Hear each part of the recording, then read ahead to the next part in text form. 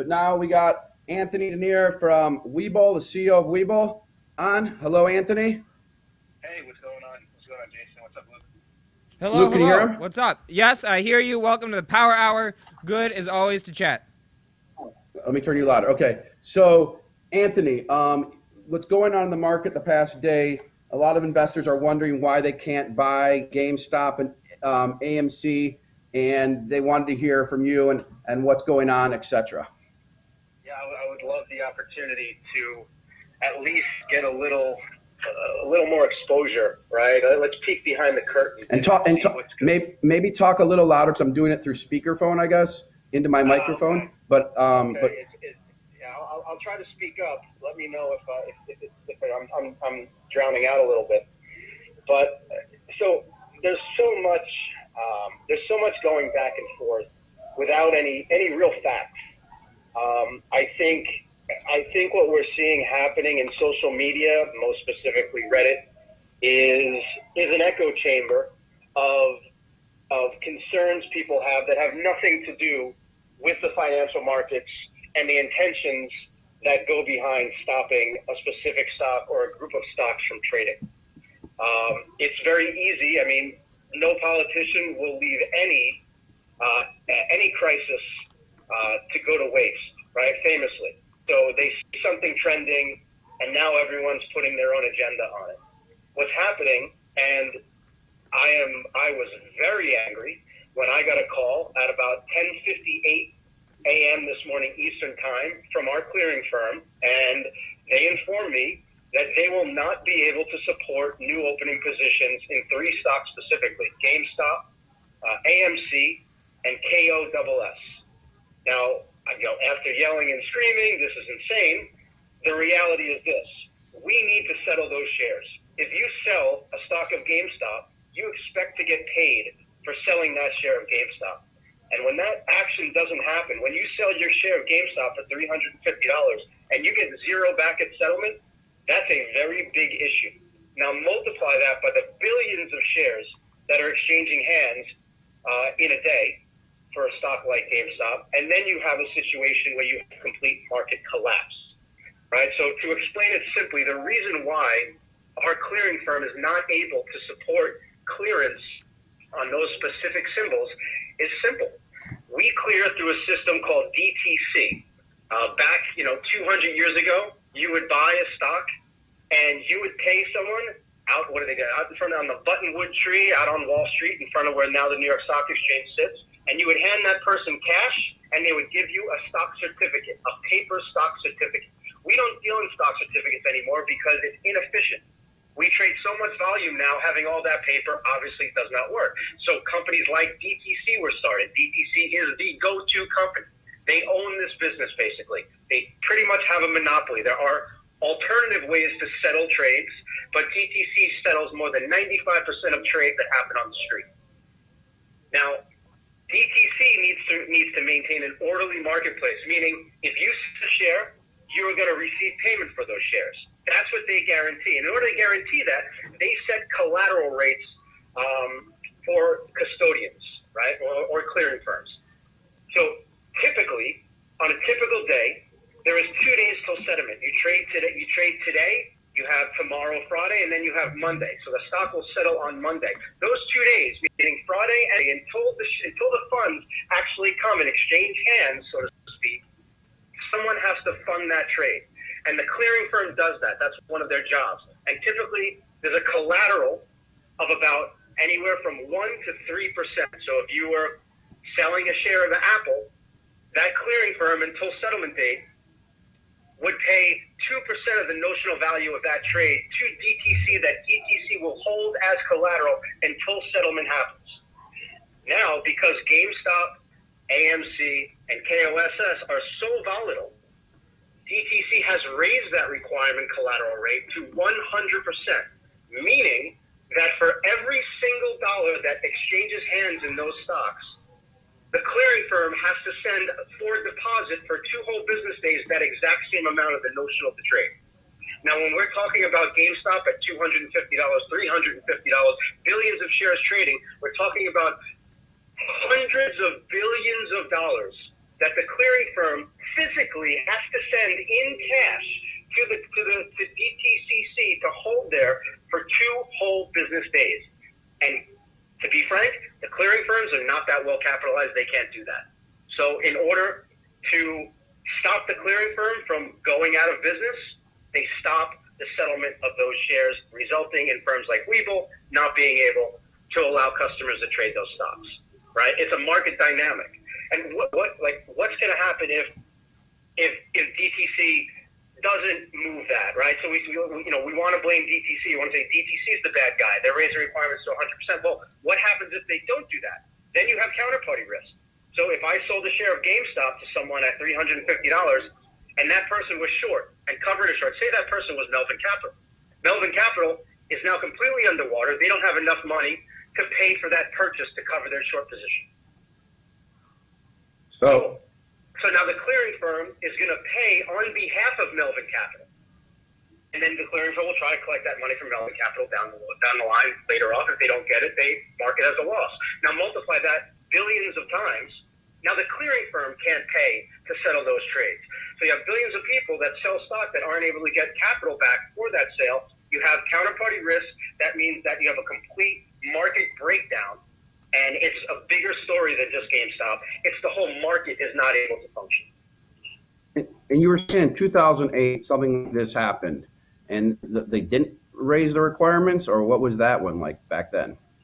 They were too slow to raise requirements, and we saw the trickle down effect when it started with Lehman, and then all the hedge funds that Lehman supported became counterparty risk because Lehman was the clearing firm for those funds.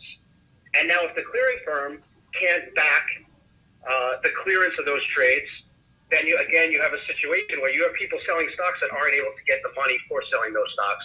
Complete market breakdown. That's why we had the government intervene and bail out all the big banks.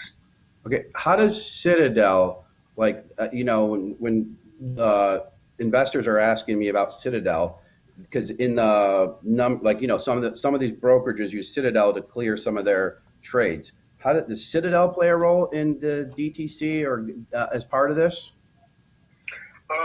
They do have a play in it, absolutely. They are one of the biggest market makers on the street, and they facilitate a lot of the liquidity that we see. So we're able to buy a share without driving up the stock price 10% every time. They are what's called the street side of the trade. So there's the customer side of the trade and the street side of the trade. Citadel would be the street side of the trade. They're one half of the equation when it comes to clearing. So they're if it's not Melvin Capital on the other side, maybe it's Citadel side. But if a customer, if say John Doe is going to sell a share, they're selling it. They're not selling it versus Jane Doe. They're selling it versus the street. The street is usually a firm like a Citadel. Is there an arguable statement to say Melvin Capital caused some of this because of their issue and then Citadel bails them out? Is there an argument of anything like that? Is that part of how this comes about, or would that be something that you wouldn't know? I mean, it's kind of speculation where it really started, but certainly Melvin Capital's collapse had a big play in this. The ability for a big firm to not be able to clear or match the other side of a trade has a trickle-down effect. It then goes to the clearing firm, and then you have fears about the clearing firm not being able to settle that trade. So I think that's where it started, yeah. Okay. And if you wanted to right now to take shares of GME, like if you wanted to, could you? Like if you wanted to, could Webull take shares of GME? I'm not following that. When you say take. Wrong word. If Joe Blow, investor in Webull, wanted to buy shares of GME, could you sell them to him right now? No, we cannot, because we do not have the ability to sell proprietarily.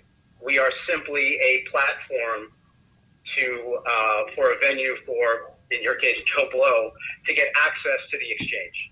That's all we are. We never take the other side of the trade. We don't have the ability to take the other side of the trade. So if I'm an investment bank, and I'm like and they take proprietary risk, they could take on those long trades potentially. Potentially that would be a special trade situation where it would happen off exchange. That does happen every once in a while. If you've ever looked at a chart, you've seen like a crazy print that's completely out of whack with how the stock's trading. That's sometimes called like an off exchange, transaction. And usually that happens where it's like, T. Rowe Price wanted to, move stocks from their flagship fund to their small cap fund, and they would have an internal trade at a specific set price that would be off where the current price is. That's usually how that happens. So it's very irregular for a retail investor to ever be involved in something like that. Okay. Luke, do you have any questions? Yeah. Well, just a couple things, right? There's some questions in the chat that keep asking the same thing, right? Which is why can't you buy some of these stocks? Webull. Scroll back, guys. Anthony did an awesome job of explaining it and sort of what the market dynamics here are. The other question that I have, Anthony, and again, I know that it's not your decision to make, but do you have any idea as to when some of these stocks that are unavailable right now may become available again? Yeah, there's two discussions going on. One is a discussion directly with DTC to lower their collateral rates, and then the second is getting funding. So right now, there's a lot of high-level phone calls happening at clearing firms around the country to banks, namely the JP Morgans of the world, the Bank of Americas of the world, the Pershings of the world, and they're looking for small, short-term bridge loans, right, where they can basically help out their balance sheet. They can lift up their balance sheet so they have the ability to send that collateral to DTC for the short term. Got it. Okay. Luke, does that make sense to you or no? Yep, that does make sense. And by the way, guys, this is the CEO of Webull that we have with us right now. I know there's some new people that have come in, and he's talking about the situation of why you can't buy certain stocks right now. Yeah, I just want to make it like really clear. I know there's a lot of pressure going on right now. There's a lot of emotion that's going into this, and I totally get it. I mean, I'm on board. The reason why we started Webull was to lower barriers, right? To give everyone access to not only, awesome tools, but the market in and of itself, whether you have a $5 account or a $5 million account, right? You should have the same access, same tools, right? We've lived by that since day one. And, when I got the call today, right before 11 a.m. that we had to shut it down, it was horrible. It was horrible. And, it's one thing to get in front of it and let people know this, and this is not a political thing. This has nothing to do with manipulation. This is simply the inability for us to honor a trade. So if we opened up GameStop right now against the wishes of our clearing firm, we said, you know what? Our clearing firm has no idea. They don't understand the zeitgeist, what's going on in the market. We're opening up GameStop whether our clearing firm likes it or not. Someone's going to sell a share of GameStop at where it's trading now, 220 something. Someone's going to sell a share of GameStop at 220, and you know what's going to happen? They're not going to get that money. That's a bigger deal. That's a lot worse because now they're out, right? Now the retail investor is the one that's really getting screwed. So, listen, every 10 minutes I have a call with our clearing firm. When are you guys ready? When are you guys ready? When are you guys ready? We need to turn it on. Want to turn it on. Want to turn it on. We're trying, guys. We're trying to get these stocks open. And I also know that the clearing firm is talking to DTC and trying to say, open these things, move the requirements lower. We're going to try to bring on someone from DTC. I believe Brent is working on that right now. We're trying to bring the chief risk officer on from DTC because they're the ones who ultimately control it. Is that correct? They're the ones that ultimately control the risk, yeah, and they're doing so to maintain the stability of the overall market, not of two or three specific stocks. Right? They want to make sure that there's a bigger story here than just a few names, and I think you guys are doing a great thing by getting the real information out there because there's a whole lot going on behind the curtain of how an actual trade goes, what happens after you actually click sell or click buy on your app. There's so much more behind it, the mechanics, the funding that when you can actually receive those US dollars in your account after you sold something, it's not blockchain. We're not there yet. And hopefully we get to blockchain or it's instantaneous. But we went from T plus 3 to T plus 2 a year and a half ago. Hopefully we'll be at T plus 1, in another maybe 6 months. But again, there's a lot of capital that's being put to work to make sure that you guys get paid for the stocks that you sell. Yep. Right? And I know that sounds like the corporate line, but it is true. And Anthony, I'm curious, how you feel about this whole situation in general, right? Like this rise up of the retail trader, like us at Benzinga, we love it. I mean that's what we live for, I mean, again, I said at the top of the show, the reason why we started the company was because there's a dearth of information, and we want to level the playing field and be the news source that can do that. But I'm curious, how you view this whole situation. Oh, we love it. I mean, this is why we started Webull. This is powering the individual investor.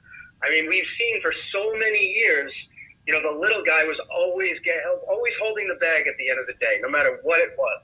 And this is the best thing that could ever happen. It's going to lift the eyes of the regulators from not focusing on PDT restrictions and moving their focus onto maybe not allowing hedge funds to take 10-time leverage or being able to short 140% of the total market cap of the stock.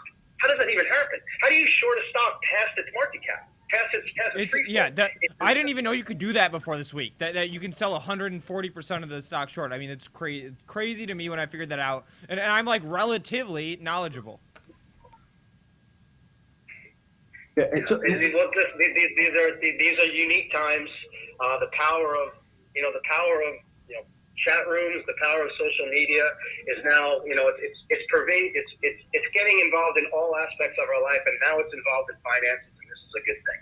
So one thing that keeps getting asked, maybe you know the answer, the brokerages are allowing people to sell their stock but not buy the stock. So if I can sell, then who's buying? Well, when you say who's buying, you're saying who's the other side? Yeah. So like if I own 1,000 shares of GameStop and I sell, is it the clearing firm? Like if I'm not allowed to buy more GameStop, why? Like, you were saying, if I sell stock, who's going to fund it? How am I going to get the money? I would actually, go ahead. What are you going to say? Yeah, no, the market still exists. This is clearing firm specific. Right? So basically the reason why, TD shut it down first on Monday, I believe. Right, or maybe Tuesday. I'm sorry. I've been away for 3 days. TD shut it down first, and then Robinhood. I mean, Vlad was on TV yesterday talking about how they're keeping it open. Right. I mean, this is what Robinhood was built for, and then they shut it down. So it's now affecting in like a cascading effect all the different clearing firms. So then what happened is you saw a huge influx of GME and AMC orders come through to our clearing firm, right? Our clearing firm, covers Tastyworks, Webull, SoFi, Ally. I mean, really big app-based platforms go through our clearing firm. So now our clearing firms saw a huge influx because these orders weren't getting cleared through TD anymore. They weren't getting cleared through Robinhood, and all of a sudden our clearing firm, looked at their calculation on how much they would have to put on collateral reserve. DTC and said, oh, we got to stop now. And then I believe a couple minutes ago, TD just said, well, we're back open for these names, right? Because their 2-day settlement cycle ended. Now they have a bunch of capital on their side, and they're going to see a huge influx of orders come to them. It's all, kind of pushing it back and forth, right? It's a cascading effect.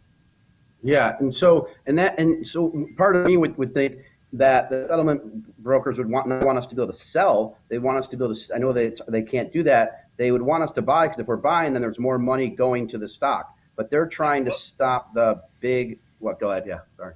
Yeah, no, but if you buy, you're paying for the stock, and for those 2 days, the clearing firm has to front your money for you. Right? If you sell, they already hold the stock. They don't have to front the cash for a sell. DTC doesn't require any collateral for a sell. They own collateral for buys.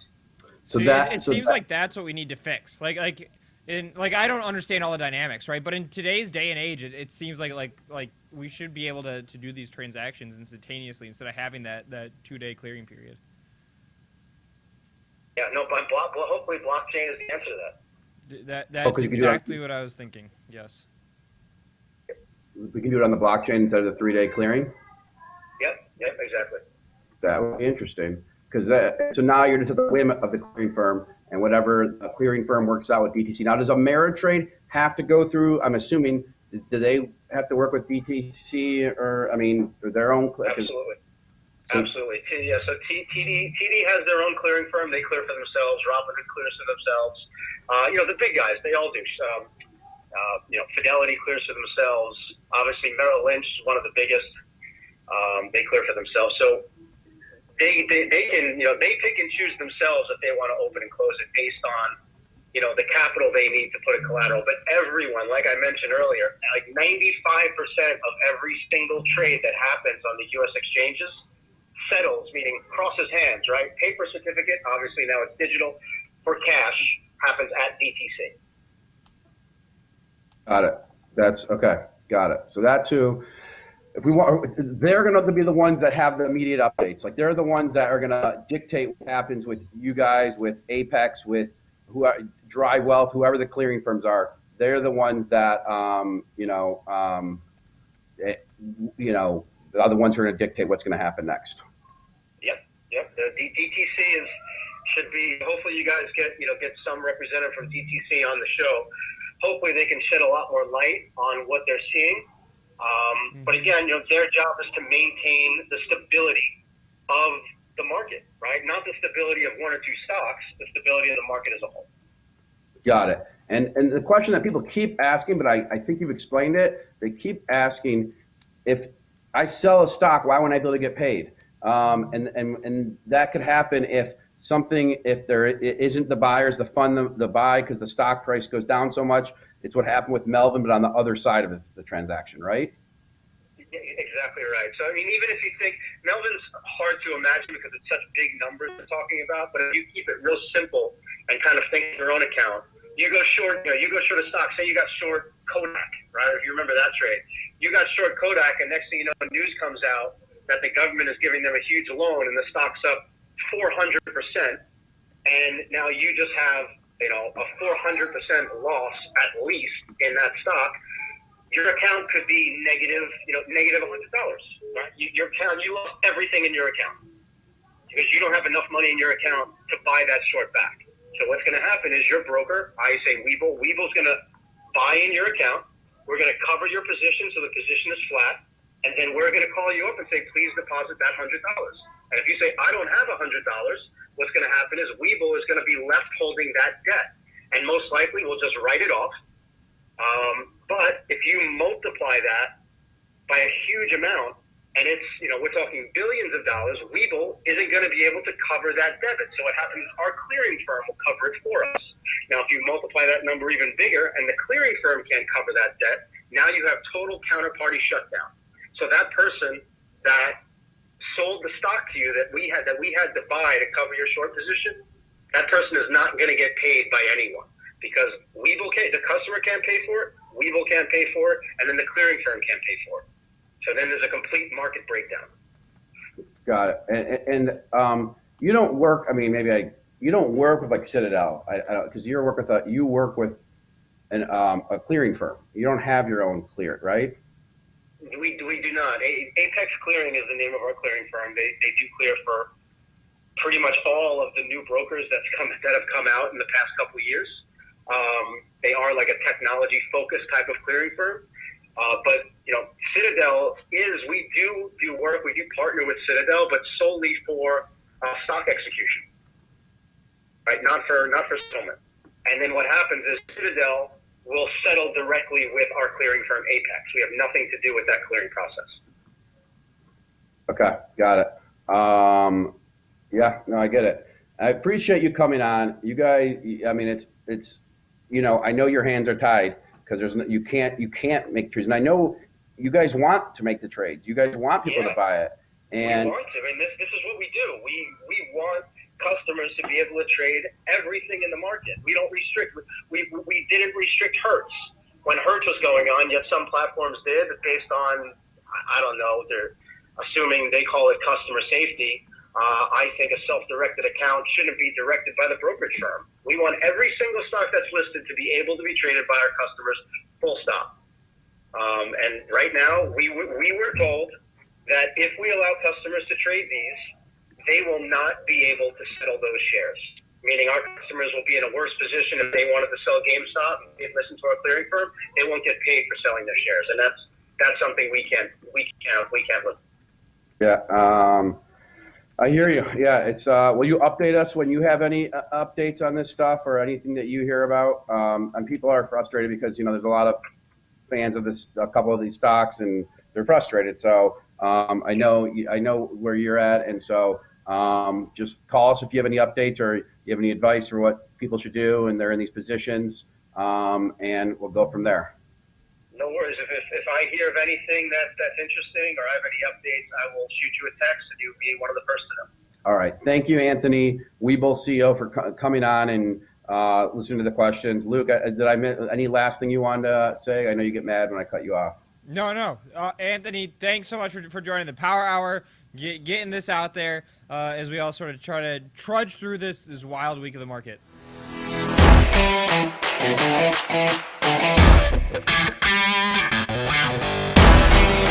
We'll be right back.